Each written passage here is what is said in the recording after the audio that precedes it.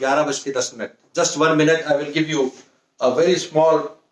बहुत दिनों से चर्चा चल रही है कि वुहान से चाइना से शुरू हुआ नवंबर में शुरू हुआ, दिसंबर में बताया गया। WHO ने उसको पहले हल्के में लिया, उन्होंने कहा कि ट्रैवलिंग शुड बी अलाउड, उन्होंने एयरलाइंस बंद नहीं करी।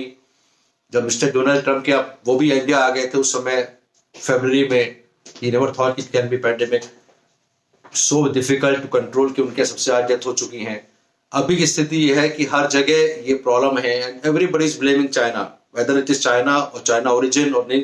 तो एक दो बातें आपको शेयर करना चाहते हैं जो कि एक इंटरेस्टिंग न्यूज है। So I would like to tell you what is is there any role of China or not? What is coming up from the various theories? So interesting thing is this, that जो Trump wants China over virus outbreak, तो एक frustration है या क्या है कहना मुश्किल है, but of course everybody is blaming China. तो एक ये खबर है, दूसरी ये है कि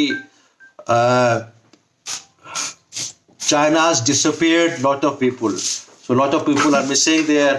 लेकिन सबसे इंटरेस्टिंग बात जो मैं बताना चाहूंगा वो ये है, this is eastern link, 21 million Chinese dead of COVID, this is US intelligence as of now। what corona का जो अपडेट है उनके हिसाब से China has only lost 4,000 patients, that means the death is only 4,000।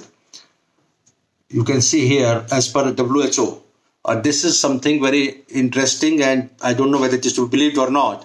a new data intercepted by US revealed that 21 million मतलब कि 21 million is 2 crore people died in China from December to March। US intelligence officials concluded a classified report for Trump administration। The intelligence report stated that 20.9 million of the death was linked to coronavirus। According to US, the intercepted data that show China underreported its coronavirus infection and death was validated for the second time। China had reported only 81,000 infection and 3,300 deaths। So all these things are there, we are not discussing its controversy, but ये है कि this virus can come back again। अगर ये जाला भी जाता है, vaccine is very very important for us to come। तो इसको ध्यान रखिए। अभी भी मैं कहता हूँ mask, sanitizer all the time अपने पॉकेट में रखिए। पॉकेट लाइक नहीं है लेकिन पॉकेट सैनिटाइजर अवेलेबल है। और हेल्थ केयर वर्कर्स को खास करके ध्यान रखना है कि अपनी दूसरों की जान बचाते हुए अपने को भी ध्यान रखें, इन्फेक्ट ना हो, किसी तरह से संक्रमित हो जाते हैं।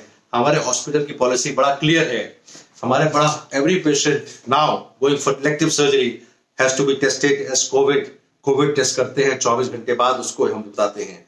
तो कहीं भी आउटब्रेक हो गया है, पैंडेमिक है, we have to be very very careful. Thank you very much.